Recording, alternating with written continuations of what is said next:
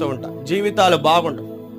ఇంకా ఈ మాటల్లోనే మనం చదువుకుంటూ వెళుతూ ఉంటే దేవుడు ఎట్టి రీతిగా వారిని చేయి విడిచిపెట్టిన తర్వాత వారి పరిస్థితులు, వారి యొక్క విధానాలు ఎలా మారిపోయావో మనం చదువుకుంటూ ఉంటాం. ప్రియమైనటువంటి దేవుని బిడ్డలారా, మన ఆలోచన స్థితి ఎలా ఉన్నది? మందిరానికి వస్తున్నాం, దేవుని మందిరంలో పాలు పంపులు పొందుతున్నాం, పరిశుద్ధుల వలె దేవుని యొక్క సన్నిధికి వస్తూ పరిశుద్ధ గ్రంథాన్ని చేతబట్టుకుని వస్తూ వాక్యాన్ని వింటున్నాం. మరి మన ఆలోచన స్థితి ఎలా ఉన్నదో ఈ మధ్యాహ్న కాల సమయం పరిశీలించుకోవాలి. చెడిపోయినటువంటి మనస్సుతో గనక, చెడిపోయినటువంటి చెడ్డ ఆలోచనతో గనక మనం దేవుని సన్నిధిలో ఉంటూ ఉంటే దేవుడు మనల్ని విసర్జించేస్తాడు, విడిచిపెడతాడండి. మనల్ని ఆయన త్రోసివేస్తాడు. మన జీవితాలకు నెమ్మది లేకుండా దేవుడు చేస్తూ ఉంటాడు. దేవుడు కఠినాత్ముడు కాదు.